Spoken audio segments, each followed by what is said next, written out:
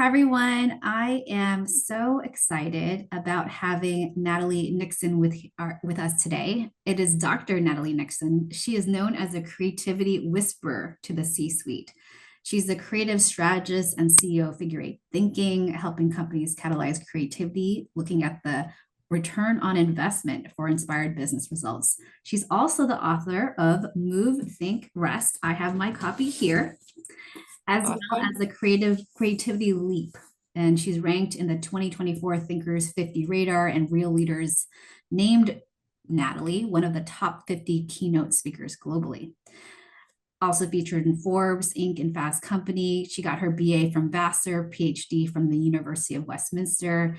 I am so excited to dive into you and your life, Natalie, as connected to the book. But thank you so much for being here. Thank you, Annalisa, excuse me, for having me. It's good to be here.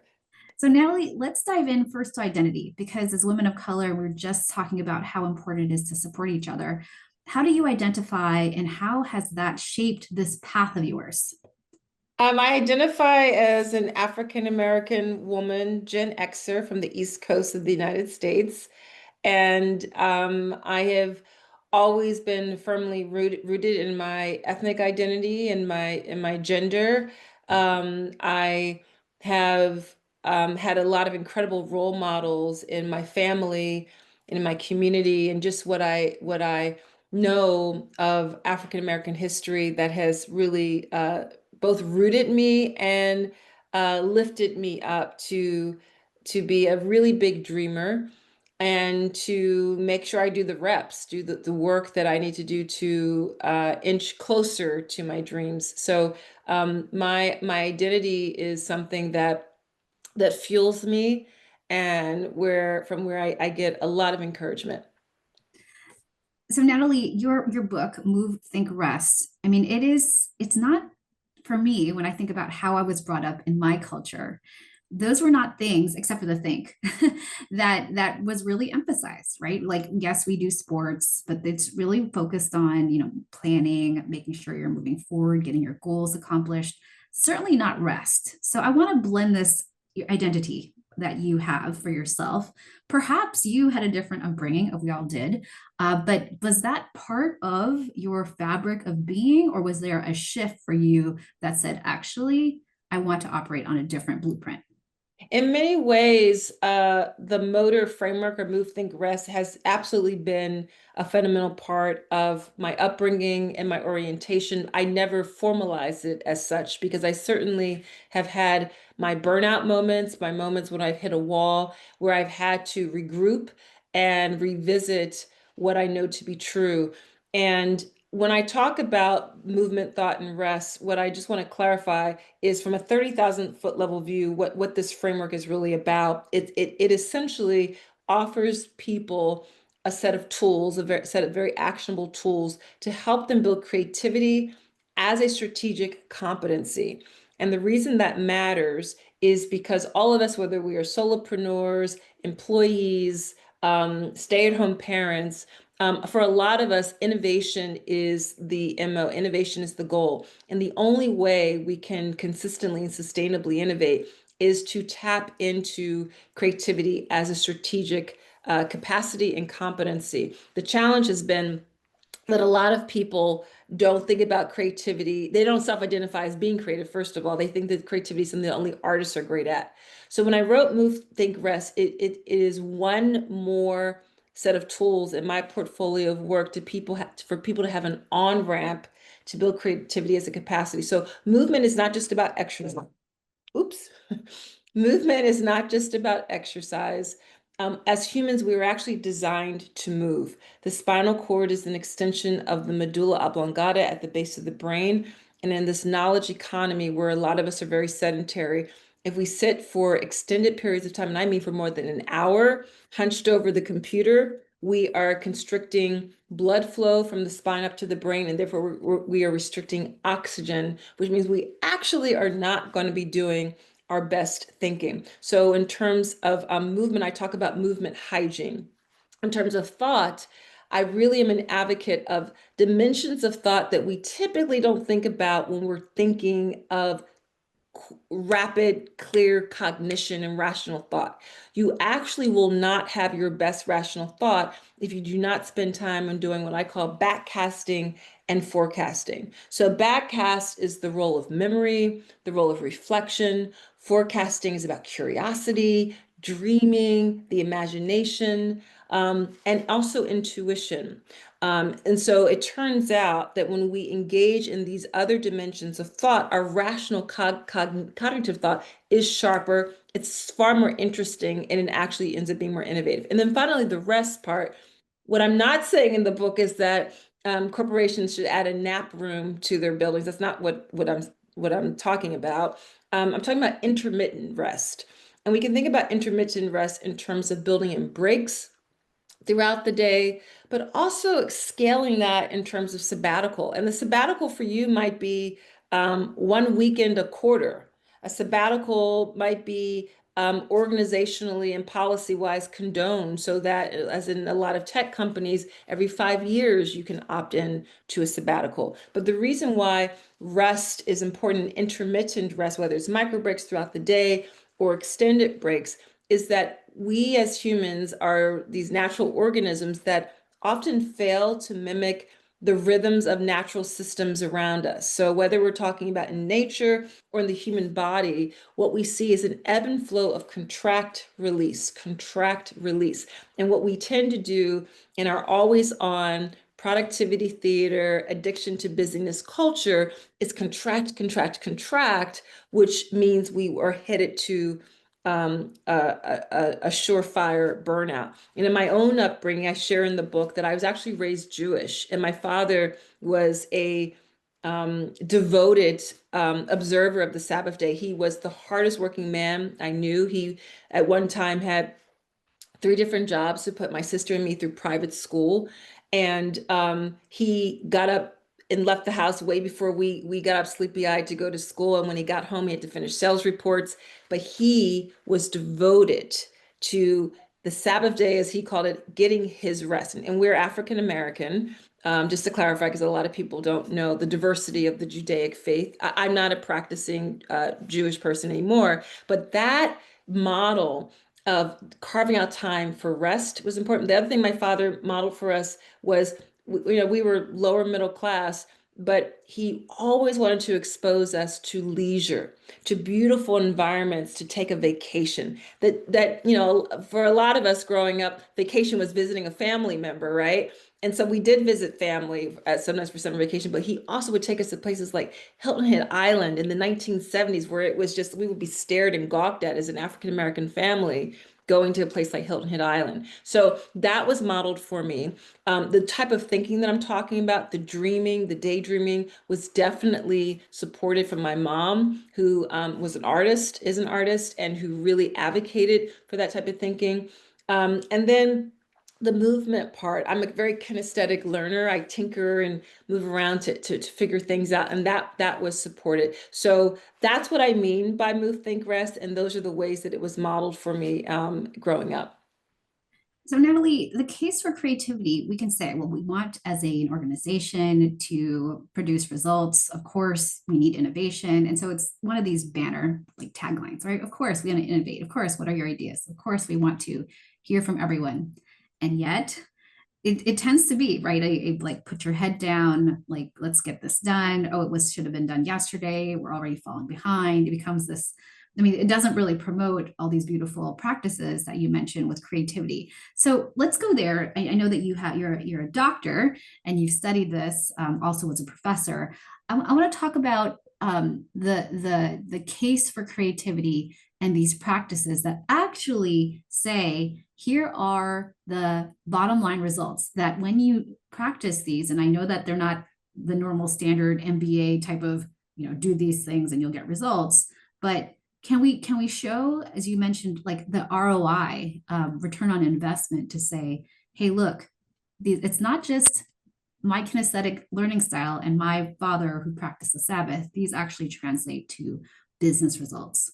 Yeah, there is a business ROI to creativity. I'll give you a few examples. So when we are more creative, and let me also just level set Annalisa by explaining how I define creativity. So I spent The the majority of my last book, The Creativity Leap, to define creativity as our ability to toggle between wonder and rigor to Mm. solve problems and deliver novel value. And if you begin to think about creativity as this toggling between wonder and rigor, you quickly realize that it's not only artists who are creative, but the best engineers, scientists, CFOs, attorneys, executive assistants, teachers, farmers, plumbers, and artists are super creative. So it's this back and forth between wonder and rigor. And so one example of the business ROI of creativity is that creativity is at its peak when we collaborate, for example. Most people, if they're really honest or if they have a sidebar conversation with you, will confess that they hate collaborating because they think it slows everything down. Why do we have to explain these things to these new people? They don't understand how we do things around here. And the truth of the matter is that if we don't collaborate, what's at risk is that we keep asking the same sorts of questions. Mm. And questions are inputs into a system, but the more diverse the inputs, the more innovative the output. And I'm not only talking about ethnic diversity, I'm talking about experiential diversity, skill diversity, age diversity, all those sorts of things. When we collaborate, productivity longer term, not maybe in the short term, because there's some speed bumps in the initial stages of collaboration, but longer term, productivity goes up. When productivity goes up, efficiencies go up. And when efficiencies go up, costs go down. That is a business result deeply rooted in any creative endeavor. Another example of the business ROI of creativity, in addition to costs going down, is that when you commit to building your capacity for creativity, you must also commit to building a culture of curiosity. You must commit to more self-inquiry and building that muscle to ask new and different sorts of questions.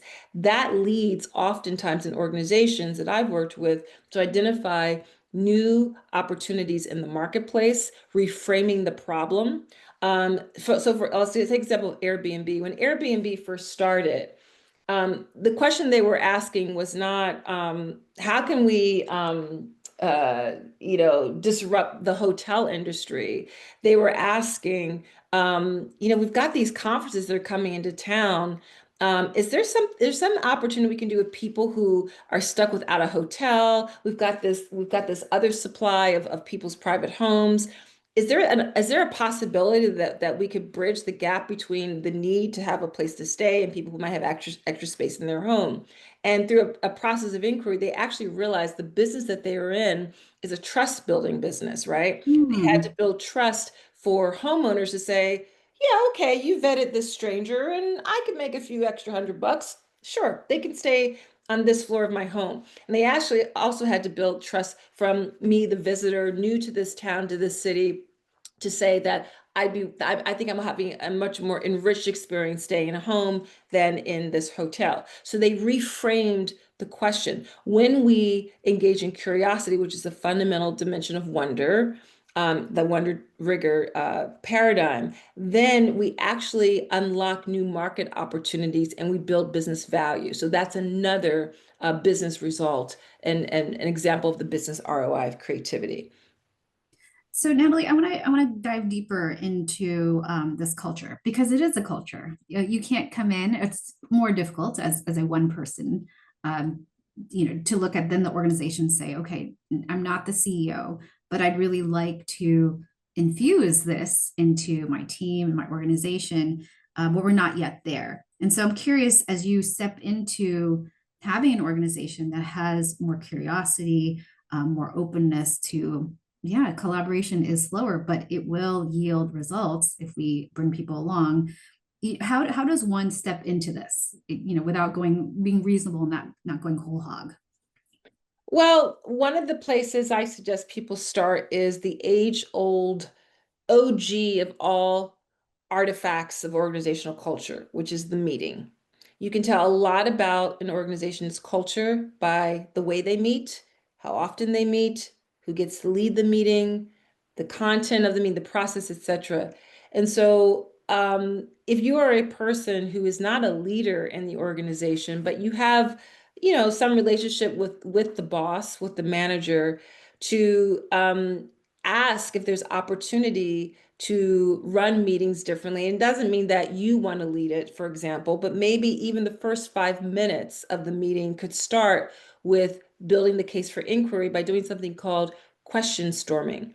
So we can tell a lot more about each other by the types of questions we ask, often more than the answers that we Mm, give. mm, So let's say the agenda for the meeting is a new marketing strategy for Q1 in 2026, or maybe the agenda is the holiday party. It doesn't really matter, right? Instead of instead of the whole meeting being about solutions and answers, and we need it yesterday, what if the manager was open to just spending the first 5 minutes of this meeting that you might suggest as a team member of just generating questions? Because as my colleague and pal Warren Berger likes to say, he wrote A More Beautiful Question, asking questions is a way of thinking. And the reason why we don't see more cultures of curiosity in more organizations is because it's not modeled. It's not modeled by leaders. It's not incentivized. It's not always rewarded.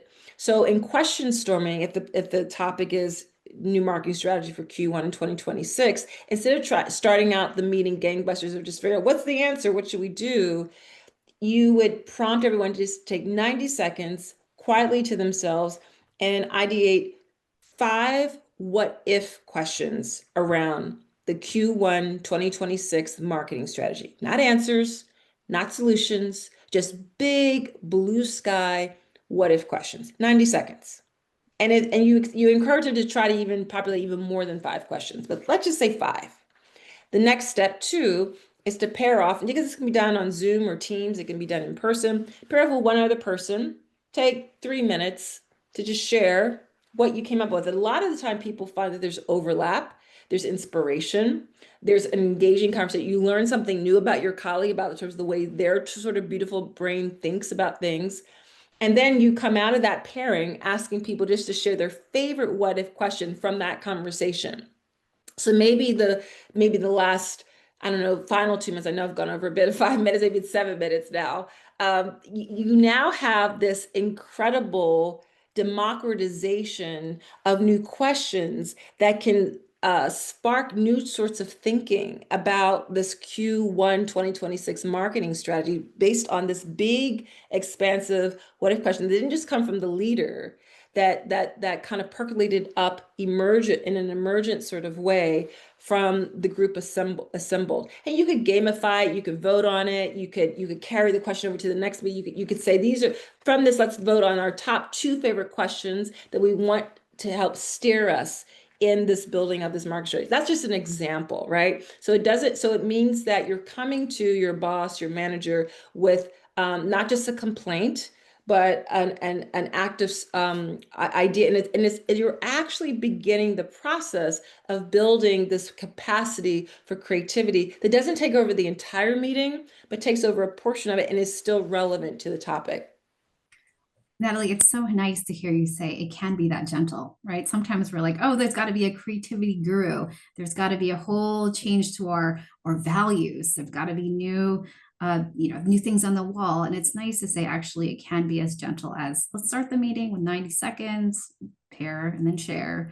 Come up with 2 questions that we want to actually answer, and it can be light. I want to talk about, Natalie, bringing this to the personal, because you embody this. We talked about your birthday and how you even celebrate your birthday with beautiful practices that cultivate both like celebration of you and also so much of this creativity. And I want to talk about that because as women of color, as you know, some of our mothers, we're also leaders, it's a lot. And yeah, this sounds great, Natalie. I want to put this into practice, but it just feels like one more thing. So how would you advise, like, you know what? I hear that, and actually, it doesn't have to be so heavy. Here are some suggestions of what the daily practices could look like. So it feels okay, integrated. Yeah, so first of all, I want to remind all your listeners that it is part of our birthright as humans to be creative. And if we accept that as a truth, we then have to really ask ourselves, what is at stake if I don't commit to building my own version of creativity and a creative capacity in myself? What is at stake if I don't do that? And one of the ways to do this, and this is related to my latest book, Move, Think, Rest, is to build in micro retreats into your year. Now, this does not have to be cost prohibitive. It doesn't have to be time prohibitive. One of the sort of micro retreats I give as examples in the book, Move, Think, Rest, is a noticing retreat. Going to a different neighborhood in your community, in your city. I live in Philadelphia, so we are a city of neighborhoods, and they're very distinctive. And being a tourist for an hour, just taking a walk, having a cup of coffee in a new cafe, not having an agenda, but putting yourself in that role when you are able to take a vacation and be an observer, and how you are delighted by what's new, how one of the favorite things I love to do if I have to take a train from Philly to New York City, is one of the things I love about train rides is you can be an eavesdropper, and just the daydreaming that can take place for me, just like the rhythm of the train, the staring out into space. It's so important for the brain. So putting yourself in a new environment, even if it's just for a morning, and if you commit to one morning a month, can you afford 1 hour a month that's not on a Saturday or Sunday where you have an embargo, you start your day slightly a little later, where you're just going to enable yourself to have that refresh. It does wonders for your mind. And here's why. When we tap out of the world, so to speak, after a good rest, a daydream, a nice walk, a fun, engaging conversation with a loved one or a dear friend, laughing our heart out with a joke, we are activating different neural synapses in the brain. We are allowing the default mode network of the brain to take over. And the default mode network is really important to activate. It is activated when we are less, rationally, cognitively active in that frontal neocortex of the brain.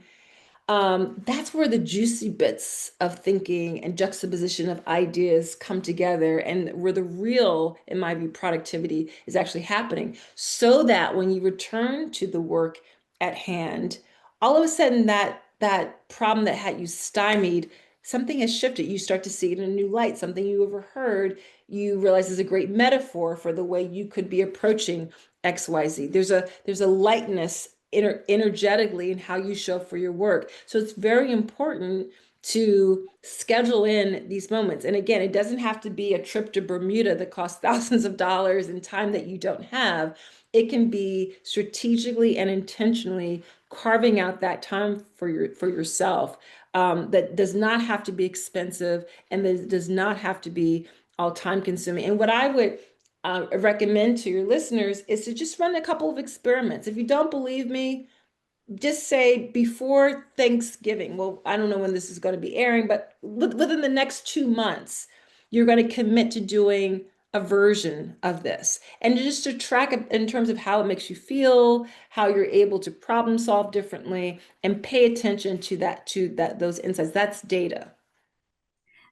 I love that it can be that simple and it doesn't have to be Bermuda because it feels more accessible. And no matter where you live, whether it's New York City or Philly, you can do this in your neighborhood even.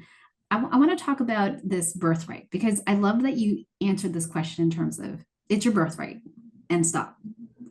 And then you went to what is at stake? I would love to go there, Natalie, because as women of color, we're just like, well, I'll do it later. I'll do it in 2026. That'll be something I looked forward to.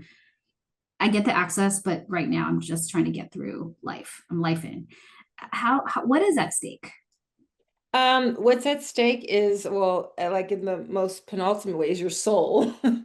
Uh, the other thing that is at stake is your health, right? So I've experienced my own burnout. I was a professor for 16 years, and I loved it until I didn't anymore because I was just stretched and extended to the bone. I was kind of doing my passion project. I was the founding director of a strategic design MBA program. I just needed more support to scale it in ways that were necessary. And when we have those reckoning moments, for me, I heard myself say out loud through gritted teeth. It was about 5:15 on a Wednesday. I'm walking back from the photocopy machine to my office with a pile of 11 more papers to grade, 3 more recruiting calls to make. Had to text John, my husband, once again, say I'm going to be late for dinner. And I heard someone say out loud through gritted teeth, I don't want to do this. Mm, mm.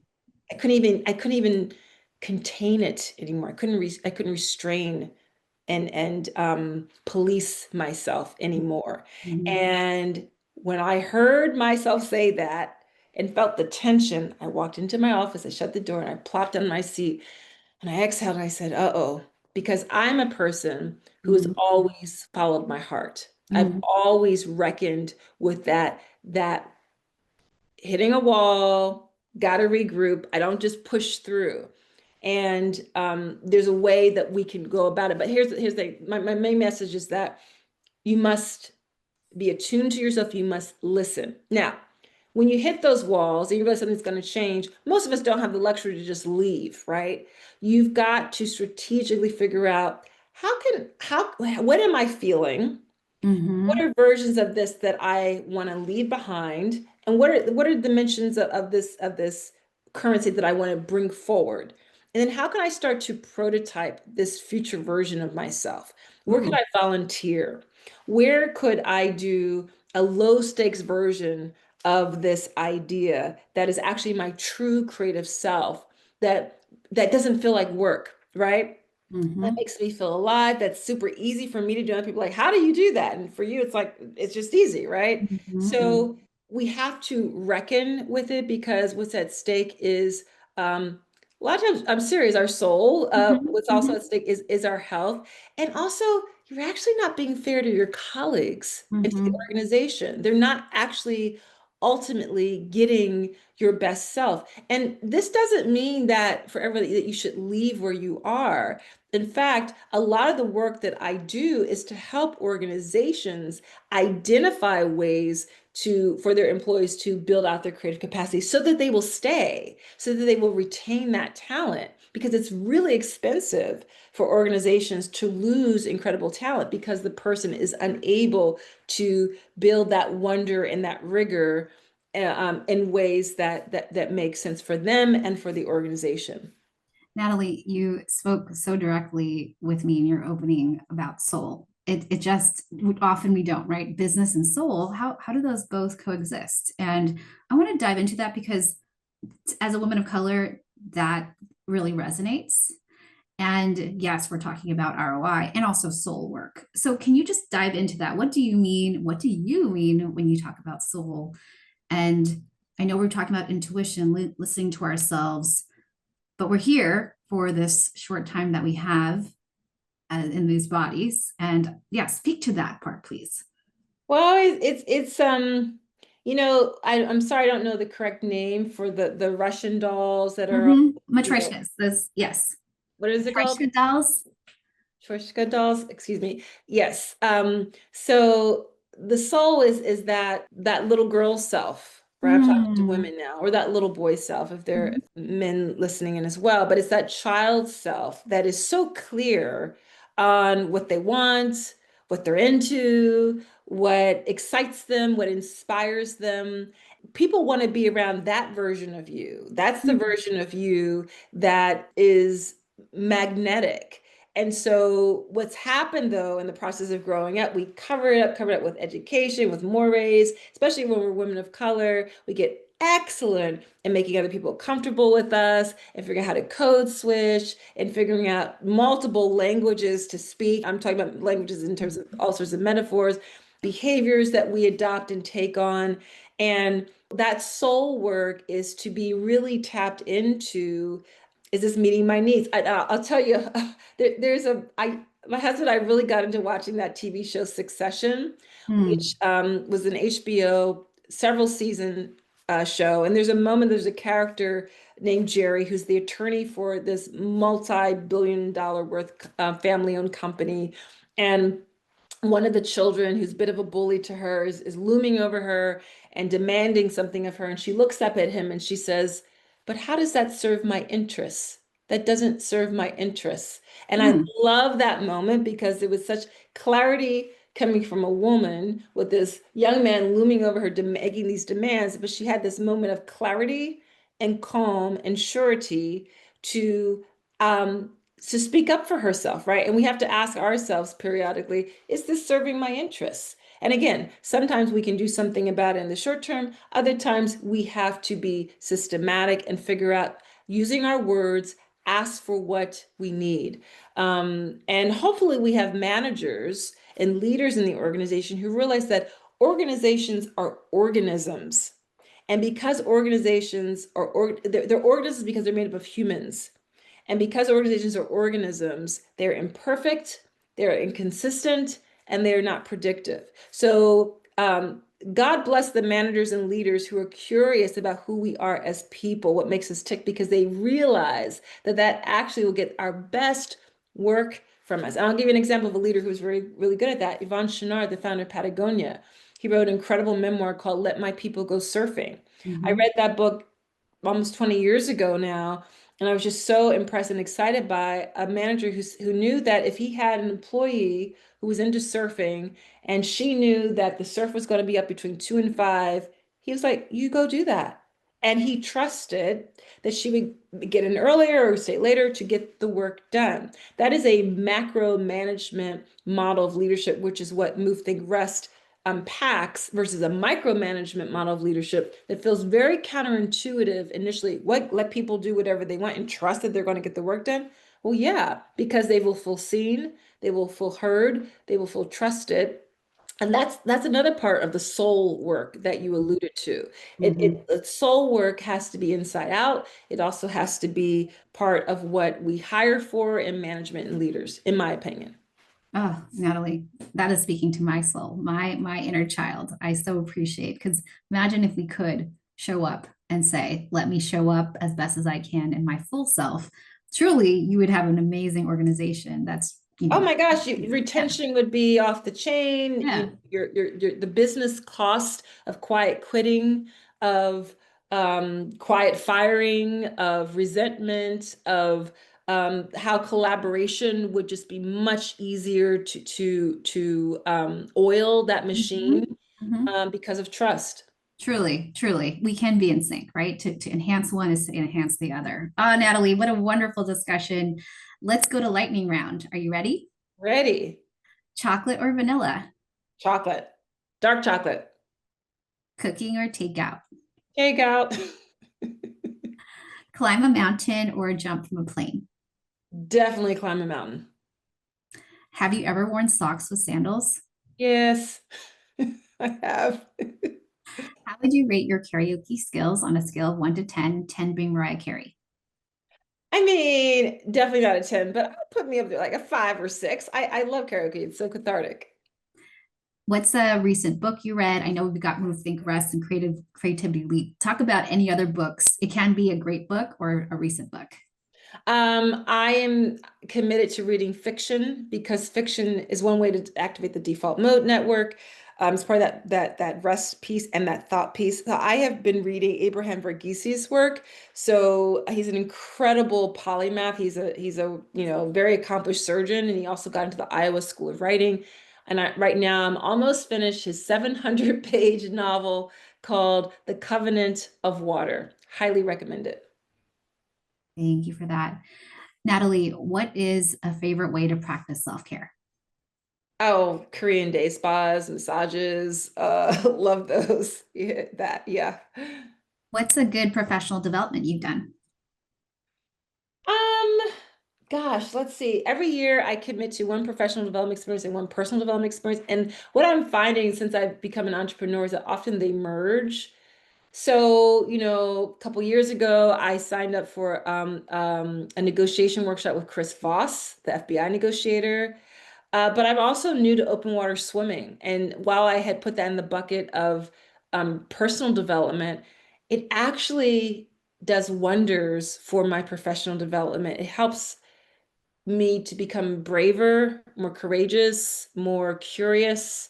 Um, it's just the open water swimming is just the gift that keeps giving. Of that. What's your definition of a boss mama? A woman who has clarity, curiosity, and confidence. Hmm. And then what advice would you give your younger self? You are all good. No Hmm. worries. You are doing great. And continue to follow your heart. Hmm. Where can we find you? LinkedIn? Anywhere else? Yeah, definitely follow me on LinkedIn. I offer a lot of value through my LinkedIn posts, articles, but absolutely go to figure8thinking.com. That's Figure, the number eight thinking, and sign up for the Wonder Rigor newsletter for lots of great valuable content. Wonderful. And then last question, final ask, recommendation, parting thoughts. Would love to hear you share. I just thank you, Annalisa, for sharing your platform, inviting me in on this conversation. And I would love it if people purchased Move, Think, Rest and then share feedback with me. My email is at figure8thinking.com. Wonderful. Natalie, what a wonderful story. So many practical tips that people can take today, and accessible. So thank you for this. Congrats on your book. Excited to for other readers to read too. You're very welcome. Thank you for having me.